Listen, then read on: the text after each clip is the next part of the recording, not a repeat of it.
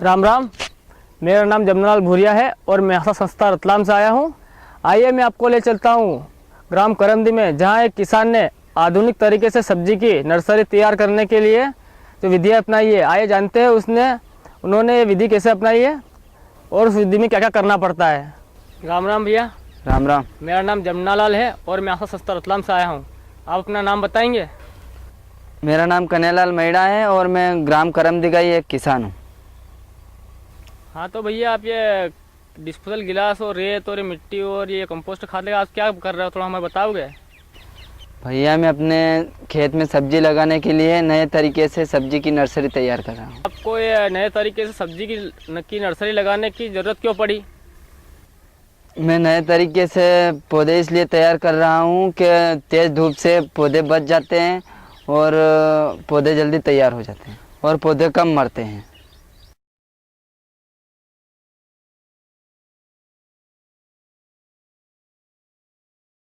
हाँ तो भैया, हमें नए तरीके से नर्सरी तैयार करने में हमें कौन कौन सी सामग्री लगेगी?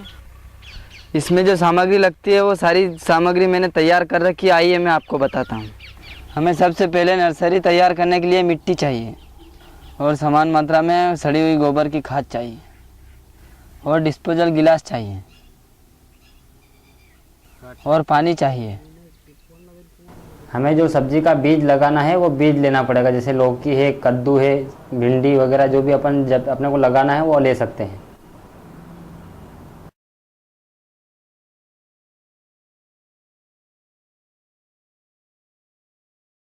मिट्टी के अंदर गोबर की खाद सड़ी हुई मिला देते हैं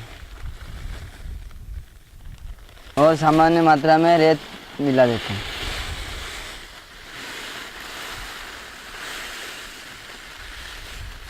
इन सभी को अच्छी तरह से मिला देते हैं।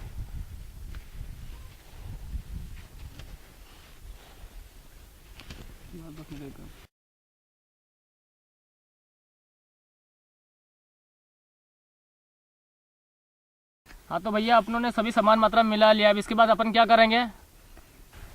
इन डिस्पोजलों में सभी को मिला के भर देते हैं। तो सभी गिलासों में भर देते हैं ना, मतलब?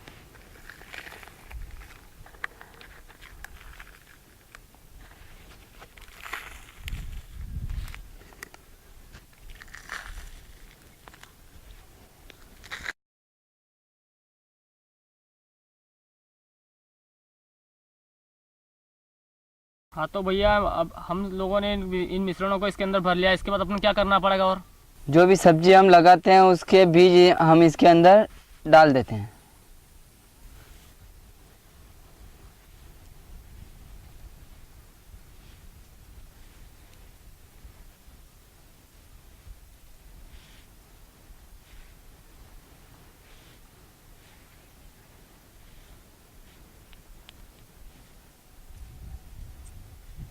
हाँ तो भैया, इनके अंदर अपने बीज लगा दिए। अब बीज लगाने के बाद इसका क्या करेंगे?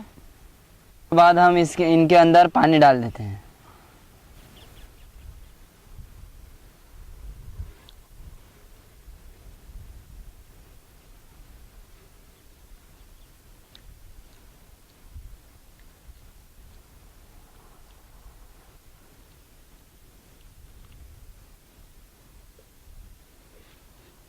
हाँ तो भैया, पानी डालने के बाद इसको क्या करना पड़ेगा? इनको छांव में रख देते हैं जहाँ पर सीधी धूप नहीं आती हो।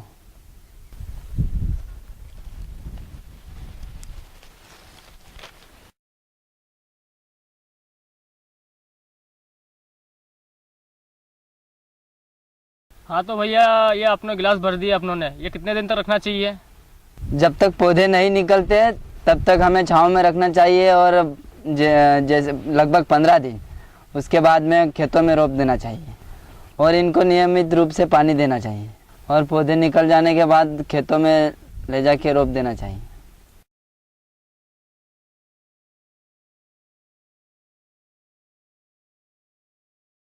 हाँ तो भैया, इन बीजों को सीधे खेत में क्यों नहीं लगाना चाहिए?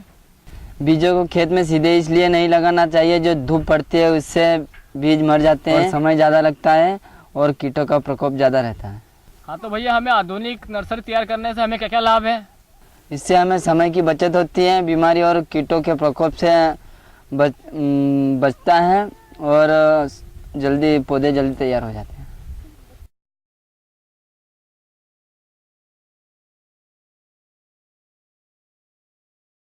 हाँ तो भैया, आपने आधुनिक नर्सरी तैयार करने की इतनी अच्छी जानकारी दी है, तो आप अपने आसपास के किसान भाइयों को संदेश देना चाहेंगे? मैं अपने आसपास के किसान भाइयों को संदेश देना चाहता हूँ कि खेती को लाभकारी बनाना है तो जागरूक होकर खेती करना पड़ेगा और खेती करने के लिए नए तरीकों को अपनाना पड़ेगा। अभी जो मैंने ये तरीका बताया, सब इसी तरह नर्सरी तैयार करके और अच्छा लाभ कमाएं।